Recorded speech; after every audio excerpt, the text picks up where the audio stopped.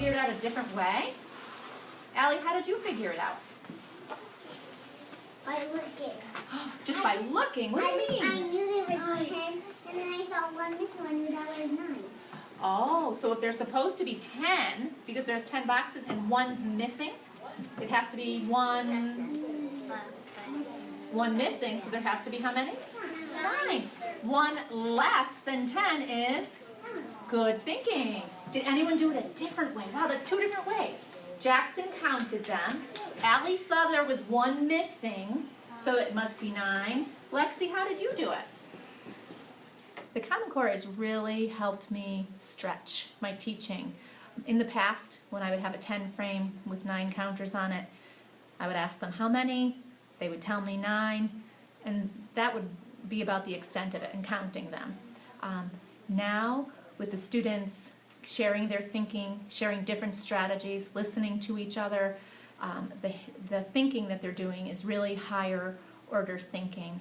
And when they listen to each other, they learn new strategies to use, and then I find that they are more apt to use those strategies when we encounter activities like that again. Since we've started using Common Core more in our classrooms, I find that my teaching is much more purposeful. My planning for my nonfiction unit, which we're working on right now, is so much more driven by going back into finding the text-dependent questions and looking back and doing a closer read of the text. And the children love the nonfiction, and I'm so excited that we're adding more nonfiction to our reading list every single day. Sleep. It's on page 6.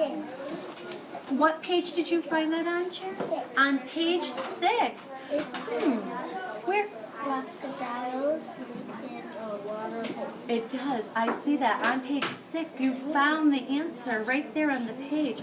Can you find? Who can tell me actually? Where do bats sleep? You think they sleep upside down? Can you show me? Can you go back into the text and find where it says that they sleep upside down? On page 2 you found it? Can you read that part to me?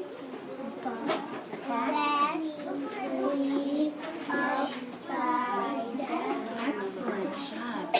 Well, tonight when you're doing your homework... Have you ever been on Pebble Go? Yes. Awesome. We're going to go into Pebble Go. We're going to get a lot of information from there. We could find out more animal information, couldn't we? What else could we research? Places. We could. What kind of places? I really want to research about Pompeii. Pompeii. All right, someplace maybe that you want to go someday. Yeah. That would be interesting. As you can see, that lesson was the initiation of a new unit that we've started in writing, informational writing. The standard for that is just, there are different ways to share informational writing and what's the best way to do that.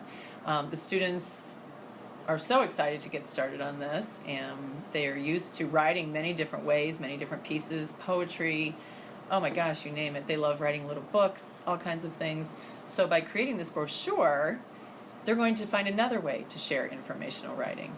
And when they're out in the world, they also see informational writing presented in different ways. Vocabulary. They were taking the lesson I had done previously in 5th grade on abstract nouns, also known as intangible nouns, and using that on a regular basis. I heard words like, I saw jealousy in this story. And for the verb saw and then the intangible of jealousy was very high level.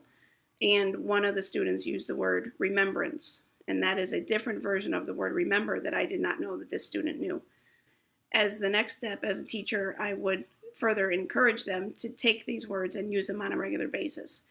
I know now that they know them, so I have to promote the usage of these in their everyday language, using it between peers, using it in their group work discussion and in their writing. And they have to then take it to the next step and prompt each other to use this and take it from their memory into their everyday language. I kind of realized that in the end, that my mental picture from reading the story in the end when he's getting burned, when he's going to get burned, my mental picture of that was the same exact picture that it showed in the audio version, which was a little freaky. Yeah. Except the yellow book next to him was actually red. And it was kind of leaning up against him, and his head was sticking out, and everything else was just the same. And it was a bunch of wood in front of him. In my mental Going picture. with what Abby said about like the time, like I don't know if you guys like remember this, but when the video just started, when we started it yesterday, it had a car, and this was published in 1922. Yeah, but the first car was made like